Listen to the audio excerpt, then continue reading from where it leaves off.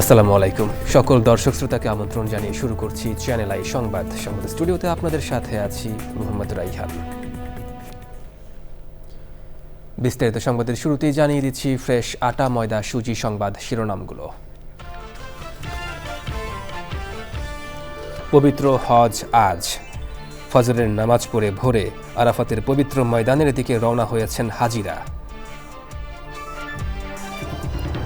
যুদ্ধবিরতির মধ্যেই ইরানের দক্ষিণাঞ্চলে আবারও যুক্তরাষ্ট্রের হামলা, বন্দর আব্বাসের দফায় দফায় বিস্ফোরণ।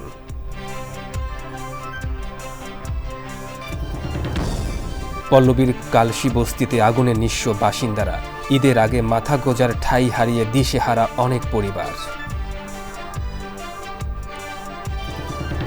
প্রধানমন্ত্রী প্রথম 100 দিনেই জনগণকে তাদের ক্ষমতা ফিরিয়ে দিয়েছেন, মন্তব্য নির্বাচনী প্রতিশ্রুতি পূরণের অগ্রগতি উপস্থাপন।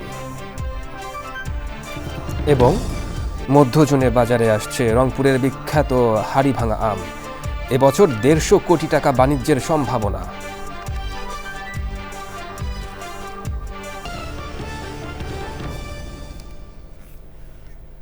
দর্শক, সংবাদ শিরোনামগুলো জানাচ্ছিলাম। এখনকার এই সংবাদ আয়োজন একই সঙ্গে চ্যানেল আইয়ের ইউটিউব চ্যানেল এবং চ্যানেল আইয়ের ওটিটি প্ল্যাটফর্ম আই স্ক্রিনে লাইভ স্ট্রিম হচ্ছে। এবার বিস্তারিত প্রসঙ্গ। আজ পবিত্র হজ। বাংলাদেশ সহ সারা বিশ্বের 16 লাখ মুসল্লি হজের মূল আনুষ্ঠানিকতা পালনের জন্য ভোরে ফজরের নামাজ পড়ে রওনা হয়েছেন পবিত্র আরাফাত ময়দানের দিকে। সেখানে সারাদিন খুতবা শুনে আসরের নামাজের আগে মুসলিম উম্মার শান্তি ও কল্যাণ কামনা করে মোনাজাত করবেন হাজিরা। চকর মালিথার রিপোর্ট।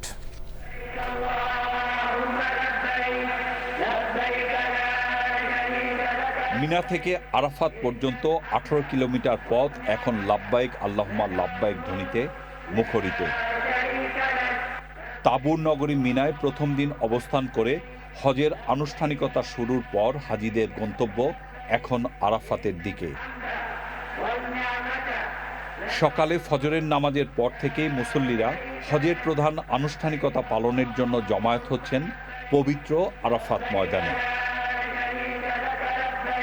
আরাফাত ময়দানেই দিনব্যাপী চলবে হজের মূল আনুষ্ঠানিকতা। পবিত্র আরাফাত ময়দানে বিদায় হজে ভাষণ দিয়েছিলেন মহানবী হযরত মুহাম্মদ সাল্লাল্লাহু আলাইহি ওয়াসাল্লাম। দুপুরে আরাফাত ময়দানের মসজিদে নামিরার মিম্বারে দাঁড়িয়ে সারা দুনিয়ার মুসলমানদের জন্য দিক নির্দেশনামূলক খুতবা দিবেন মদিনার মসজিদে নববীর ইমাম ও খতিব শায়েখ আলী বিন আব্দুর রহমান আল হুজাইফি। খুতবা শেষে মুসলিম উম্মার শান্তি ও সমৃদ্ধি কামনা করে মোনাজাত করা হবে। পবিত্র হজ উপলক্ষে মক্কা, মদিনা, মিনা, আরাফাত ময়দান, মুজদালিফা ও এর আশপাশের এলাকায় বাড়তি নিরাপত্তা নিয়েছে সৌদি সরকার। অন্য হাজিদের মতো ৭৮,০০০-এর বেশি বাংলাদেশীয় মিনা থেকে জমায়েত হচ্ছেন আরাফাত ময়দানে।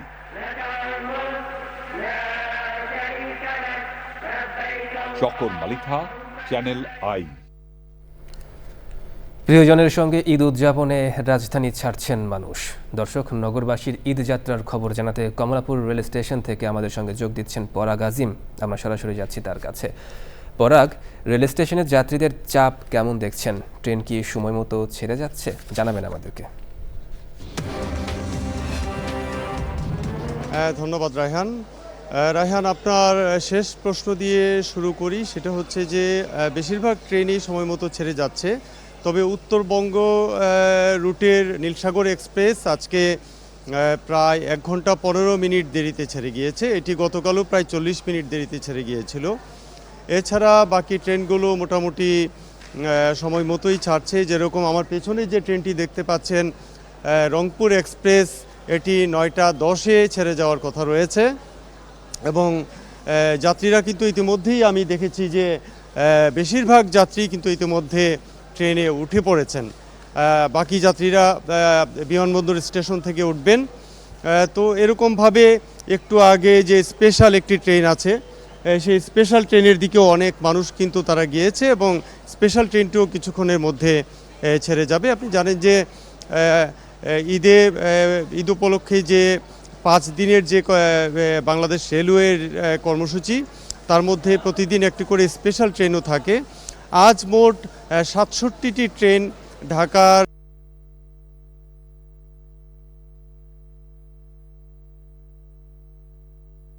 যার মধ্যে ইন্টারসিটি ট্রেন হচ্ছে 10টি আর কমিউটার ট্রেনটি কিছুক্ষণের মধ্যেই ছাড়বে। সেটি হলে আজকে এখন পর্যন্ত ট্রেন ছাড়ার সংখ্যা দাঁড়াবে 11। তো যাত্রীদের চাপ কিন্তু আসলে, যেটি প্রথম প্রশ্ন আপনি করেছিলেন, যাত্রীদের চাপ কিন্তু খুব একটা নেই। আসলে কয়েকদিন বন্ধ থাকার কারণে যাত্রীরা বিভিন্ন দিনে যাচ্ছেন, একদিনেই চাপটা পড়ছে না।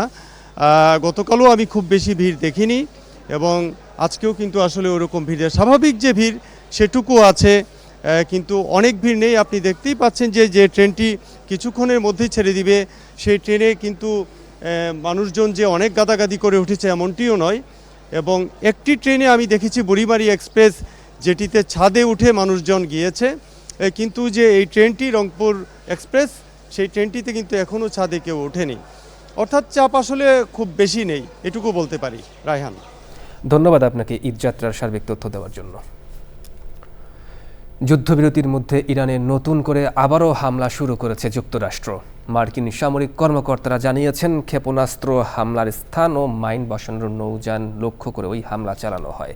আত্মরক্ষার্থে ওই হামলা চালানো হয়েছে বলেও জানিয়েছেন মার্কিন কর্মকর্তারা। এর আগে বন্দর আব্বাসে কয়েক দফা বিস্ফোরণের কথা জানায় ইরানের বিভিন্ন সংবাদ মাধ্যম। এদিকে মধ্যপ্রাচ্যে যুদ্ধবন্ধে কাতারে বৈঠক করেছে ইরানের পররাষ্ট্রমন্ত্রী সহ উচ্চ পর্যায়ের প্রতিনিধি দল। বৈঠকে হরমুজ প্রণালী চালু করা এবং ইরানের সমৃদ্ধ ইউরেনিয়াম হস্তান্তরের বিষয় প্রাধান্য পেয়েছে বলে বিভিন্ন সংবাদ মাধ্যম জানিয়েছে।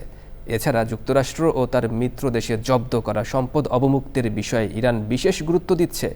ইরানের পররাষ্ট্র মন্ত্রণালয়ের মুখপাত্র বলেছেন, যুক্তরাষ্ট্রের সঙ্গে আলোচনায় অগ্রগতি হলেও শিগগিরই চুক্তি হচ্ছে না। CNN জানিয়েছে, ইরানের পারমাণবিক কর্মসূচি এবং জব্দ করা সম্পদ অবমুক্ত করার বিষয়ে সমঝোতায় পৌঁছাতে পারেনি দুই পক্ষ। আগুনে পুড়ে গেছে রাজধানীর মিরপুরে কালশি বস্তির বেশিরভাগ ঘর ও দোকান। সব হারিয়ে নিঃস্ব অসংখ্য পরিবার। ঈদের আগে মাথা গোজার ঠাঁই হারিয়ে দিশেহারা অনেক পরিবার। ফায়ার সার্ভিসের 15টি ইউনিটের 2 ঘন্টার চেষ্টায় আগুন নিয়ন্ত্রণে আসে। অগ্নিকাণ্ডের কারণ অনুসন্ধান করছে ফায়ার সার্ভিস। রিয়াজ ইসলামের রিপোর্ট। সোমবার সন্ধ্যায় কালশির বাউনিয়াবাদ বস্তিতে আগুনের খবর পায় ফায়ার সার্ভিস। প্রথমে 2টি ইউনিট কাজ শুরু করলেও আগুন ছড়িয়ে পড়লে একের পর এক ইউনিট যুক্ত হয়। সরু রাস্তা ও তীব্র পানির সংকটে বেগ পেতে হয় ফায়ার সার্ভিসকে। দাহ্য পদার্থ থাকায় আগুন দ্রুত ছড়িয়ে পড়ে পুরো বস্তিতে। মুহূর্তেই পুড়ে ছাই হয়ে যায় বস্তিবাসীর সবকিছু। আপনি যেখানে দাঁড়ায় রয়েছেন এই সোজাই আমার ঘর ছিল, উপরে দোকান ছিল, উপরে একটা মাদ্রাসা ছিল, শেষ, সব শেষ। আমি একটা হুতাও বাইর করতাম না, আমি একটা হুতাও বাইর করতাম না। প্লাস্টিকেরই ছিল, কারখানা গোডাউন ছিল, এখানে আগুন লাগছে। ছাত্রছাত্রী আলহামদুলিল্লাহ বের হইতে পারছে, কিন্তু জামা কাপড় ইত্যাদি কিতাব আদি কোরআন কিতাব কিছু বের করতে পারি নাই।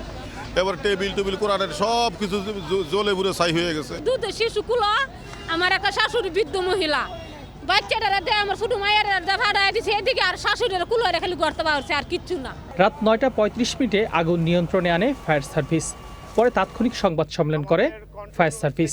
ইসলাম এরিয়া এবং এখানে রাস্তাগুলি খুব ন্যারো, ভিতরের দিকে যেখানে আগুন জ্বলছে সেই জায়গায় যাওয়া যাচ্ছিল না বা পানি পৌঁছানো যাচ্ছিল না।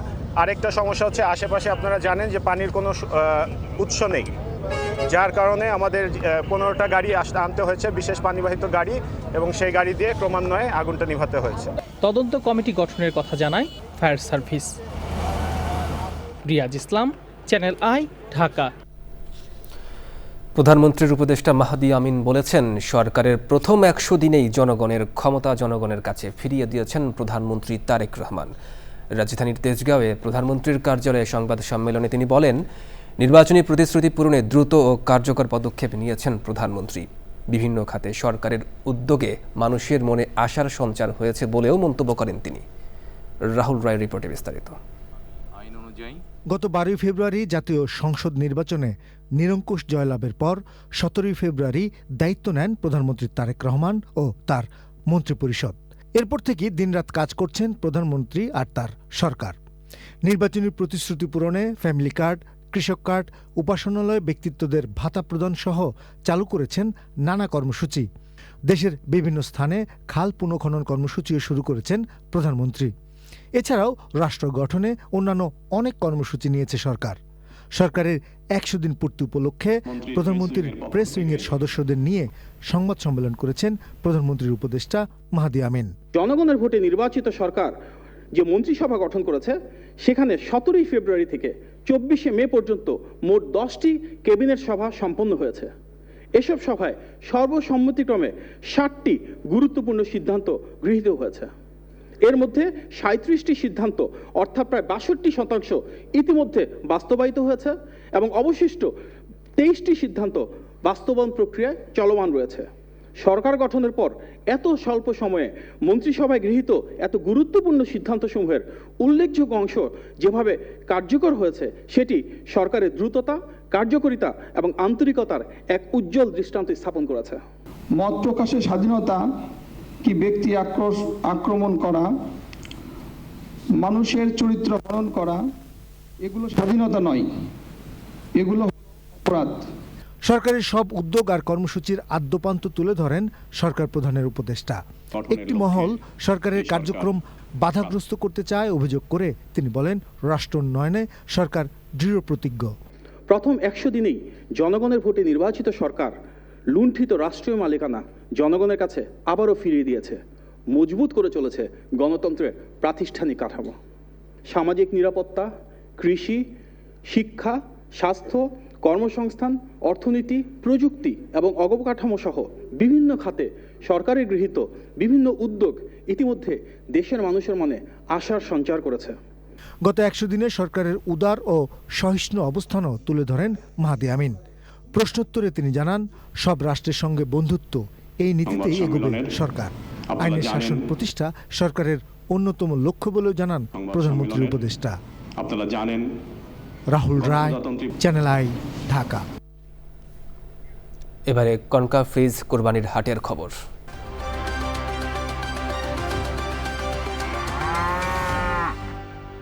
সবার সব প্রয়োজনে আপন হয়ে আছে ফ্যামিলি ফ্রিজ কনকা। হ্যাপি থাকুন। রাজধানীতে কোরবানির পশুর হাট জমে উঠেছে। হাটে এবার বড় গরুর পাশাপাশি 25 লাখ টাকার মহিষ উঠেছে। নাম দেওয়া হয়েছে টাইগার। সঙ্গে উপহার হিসেবে থাকছে একটি ছোট গরু। হাট পরিদর্শন করে ঢাকার পুলিশ কমিশনার বলেছেন, প্রতিটি হাটে নিশ্ছিদ্র নিরাপত্তা ব্যবস্থা নেওয়া হয়েছে। বাকিটা জানাচ্ছেন শাকির আদনান। ঈদুল আজহা আসন্ন, শুরু হয়ে গেছে সরকারি ছুটি, জমে উঠছে কোরবানির পশুর হাট, চলছে পশু কেনা বেচা। স্বাদ আর সাধ্যের সমন্বয় করে বিভিন্ন হাট ঘুরে পশু কিনে বাড়ি ফিরছেন অনেকেই। 150 টাকা। হ্যাঁ, মনে হইতেছে যে যেহেতু সময় আরো বাকি আছে, দামগুলো একটু চড়াই মনে হইতেছে। দাম ওরা প্রচুর বেশি চাচ্ছে, যেটা বাজার থেকে তুলনামূলকভাবে দাম চাচ্ছে না। হাটে বড় গরুর দাম চাওয়া হচ্ছে 12 থেকে 15 লাখ টাকা পর্যন্ত। দাম চাইছি 12 লাখ, 15 লাখ, 10 লাখ একটা বেশি। কেরানীগঞ্জ থেকে একজন ব্যাপারী এবার গাবতলীর পশুর হাটে বড় মহিষ এনেছেন। দাম হাঁকছেন 25 লাখ টাকা। নাম টাইগার। এই মহিষটা মোটামুটি আমি দাম চাচ্ছি 25 লক্ষ টাকা দাম। এটা দাম চাচ্ছে, দামের ভিতরে ফাঁক আছে, যে কিতা নেবে আসে আমার লোকের দামাদামি করবে, আমি দিয়ে দেবো। ছোট্ট একটা বিগ গিট আছে বাছুর। গাবতলী ও তেজগাঁও সহ বিভিন্ন পশুর হাট পরিদর্শন করে ব্যবস্থাপনা নিয়ে কথা বলেন ঢাকা উত্তর সিটি কর্পোরেশনের প্রশাসক। যতটুকু সম্ভব এখানে যানজট মুক্ত রাখার জন্য এই ব্যবস্থাগুলো করার জন্য আমি ইজারাদারকে বলেছি। হাটের নিরাপত্তা নিশ্চিতে সিসি ক্যামেরা ও চেকপোস্ট সহ বিভিন্ন ব্যবস্থার কথা বলেন ঢাকার পুলিশ কমিশনার। পশুর হাট কেন্দ্রিক পর্যাপ্ত সিসি ক্যামেরা স্থাপন করে সার্বিক আইন শৃঙ্খলা পরিস্থিতি মনিটরিং এর ব্যবস্থা রাখা হয়েছে। এবার ঈদুল আজহায় ঢাকা উত্তর ও দক্ষিণ সিটিতে স্থায়ী ও অস্থায়ী মিলে মোট 22টি পশুর হাট বসেছে। Shakir Adnan, channel I, Dhaka. এবার অন্যান্য সংবাদ। মধ্য জুনে বাজারে আসছে রংপুরের বিখ্যাত হাড়িভাঙা আম। সুস্বাদু, মিষ্টি ও আশিন এই আমকে নিরোগ রাখতে পরিচর্যায় ব্যস্ত চাষিরা। প্রাকৃতিক দুর্যোগে আম কিছুটা ক্ষতিগ্রস্ত হলেও ফলন নিয়ে খুশি তারা। রংপুরের জিআই পণ্য হাড়িভাঙা আমে এবছর 150 কোটি টাকা বাণিজ্যের সম্ভাবনা দেখছে কৃষি বিভাগ। রংপুর থেকে মেরিনা লাভলির রিপোর্টে বিস্তারিত।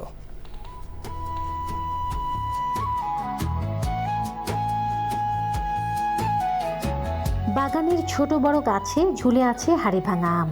চলতি বছর অতি বৃষ্টি ও ঝড়ে কিছু আম ঝরে পড়লেও গাছে টিকে থাকা আম নিয়ে সন্তুষ্ট চাষিরা। তাই আম রক্ষায় শেষ মুহূর্তের পরিচর্যা করে যাচ্ছেন তারা।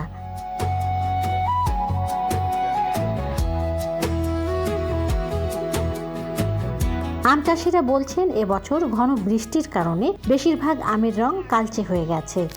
গতবারে বেশ ভালো ফলন পাইছিলাম, এবারে ফলন একটু কম এবং ঘন বৃষ্টি হওয়ার কারণে এবারে একটু কালারটা ডিসকালার হয়ে যাচ্ছে। যদি প্রাকৃতিক দুর্যোগ আর না হয়, এই স্বাভাবিক অবস্থায় যদি চলতে থাকে, তাহলে আশা করা যাচ্ছে যে মোটামুটি ভালো ফলন বা ভালো বাজার পাওয়া যাবে। আমটা যদি রাখা যায় 10 দিন বা 20 দিন এইরকম যদি গাছ যদি রাখা যায়, ভাইটা যায়, তাহলে অনেক সুবিধাজনক হয়।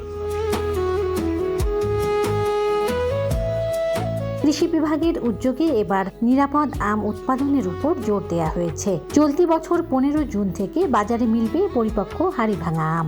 15 জুন থেকে আমরা হারভেস্ট শুরু করব বলে আমরা এখানে সিদ্ধান্ত নিয়েছি এবং আমরা পদাগঞ্জে সেখানে জেলা প্রশাসক মহোদয় সহ আমরা সেখানে একটি অনুষ্ঠান করে মূলত আসলে মেচুর হাড়িভাঙা আম সংগ্রহের উদ্যোগ নিয়েছি।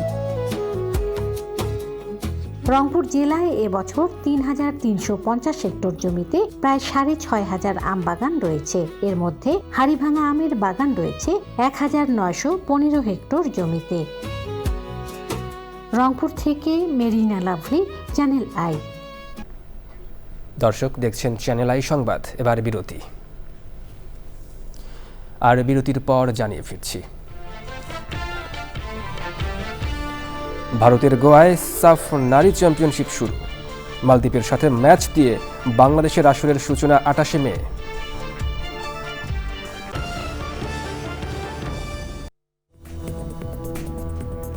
দর্শক, ফিরে এলাম বিরতির পর চ্যানেল আই সংবাদে। এবার নিটোল টাটা কৃষি সংবাদ।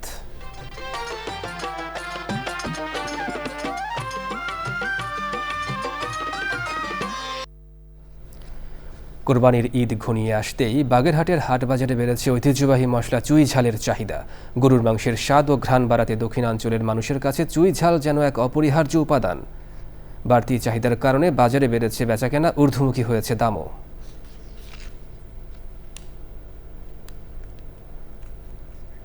এবার প্রকৃতি সংবাদ।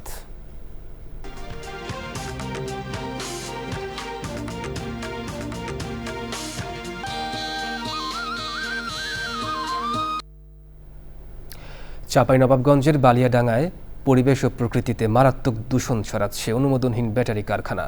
কারখানার রাসায়নিক বর্জ্যে চরম হুমকিতে পড়েছে গাছপালা, ফসলি জমি সহ পুরো জীববৈচিত্র্য। স্থানীয়দের অভিযোগ, জনস্বাস্থ্যের উপর সীসাকণার মারাত্মক ক্ষতিকর প্রভাব থাকলেও সে বিষয়ে কর্তৃপক্ষের ভ্রুক্ষেপ নেই। তবে দ্রুত ব্যবস্থা নেওয়ার আশ্বাস দিয়েছে পরিবেশ অধিদপ্তর সহ সংশ্লিষ্ট বিভাগ। দর্শক, সংবাদের শেষ প্রান্তে, তবে যাবার আগে ফ্রেশ আটা ময়দা সুজি সংবাদ শিরোনামগুলো জানিয়ে দিচ্ছি আরও একবার। পবিত্র হজ আজ। ফজরের নামাজ পড়ে ভোরে আরাফাতের পবিত্র ময়দানের দিকে রওনা হয়েছেন হাজিরা। যুদ্ধবিরতির মধ্যে ইরানের দক্ষিণাঞ্চলে আবারও যুক্তরাষ্ট্রের হামলা, বন্দর আব্বাসে দফায় দফায় বিস্ফোরণ।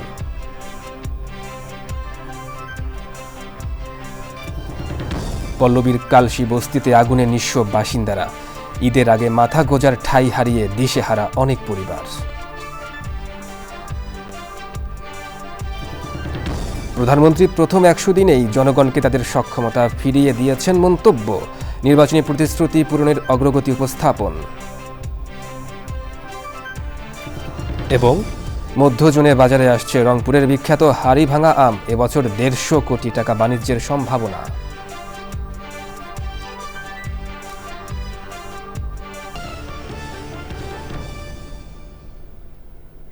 দর্শক, পরবর্তী সংবাদ আয়োজনে আমন্ত্রণ জানিয়ে শেষ করছি। ধন্যবাদ সবাইকে।